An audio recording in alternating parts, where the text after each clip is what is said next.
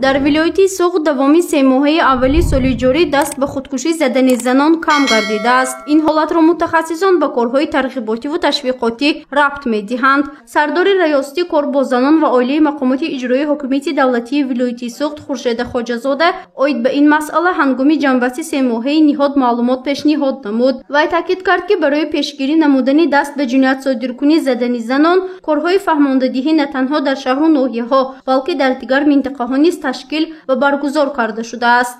سبب‌های منشأت خودکشی و سرقت به خودکشی زنان بیشتر جنجال اویلوی، بخصوص زن و شوهر، زوراوری از طرف اعضای اویله، پس بودن معرفت حقوقی و دینی، تربیت سوست نوسان کودکان در اویله، بنابر موجود مهنتی رفتن پدر و مادران آنها و قتل‌های روحی میباشد. معاون رئیس ولایت سوغد زینور عظیمی در نتیجه گیری فعالیت 3 ماهه ریاستی کار با زنان اشتراک نموده اوید به مسئله های جایداشته زنان فکر و عقیده های خود را ابراز نمود و میگوید که دست به جنایت زدن زنها پدیده نامطلوب بوده در پیشرفت جامعه شهروندی و تربیت نسل نورست تاثیر منفی میرساند، زیرا طی چند سال آخر جنایت صادرکنی زنان به مانند سوء قصد به شوهر، خسور و خوشدامن و دیگر اعضایان عائله شوهر به مشاهده میرسد که این حالت ها خیلی تشویش‌آور و نگران کننده است، میگوید زینور عظیمی. وقتی که از طرف زنها جنایت صادر می شود، حتی همیشه حالاتی هم شد که هم دست به کشتن شوهر یا دست به زوراوری آوردن مادر عروس و پدر عروس یا فرزند یا زنهای امروز در بین ما هستند که یکجا با فرزندانشان خودشان رو به هلاکت رساندند. این به نهایت هم یک مسئله هست که ما خاموش ایستاده نمی‌توانیم. این هم نشان دهنده منفی که این روز در جنبش 3 ماه است و در 3 ماه علاقه در بین زنها 44 جنایت زیاد شد.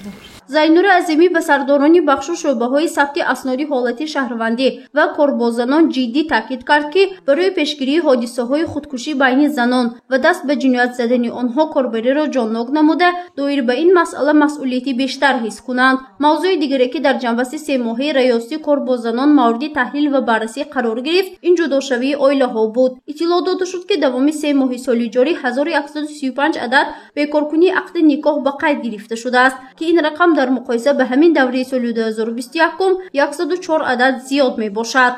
از 1135 عدد 783 عدد از جانب یعنی با قرارهای سود شهر نمایی ولایت به قید گرفته شده است.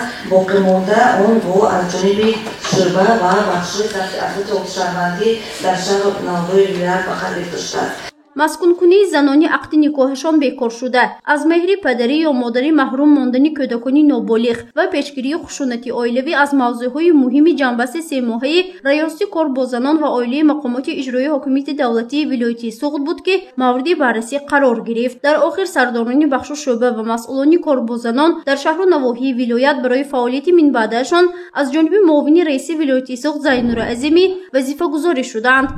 گزارش فرزانه شمسی و نعیم جان ایوباف برای برنامه اطلاعاتی خبر.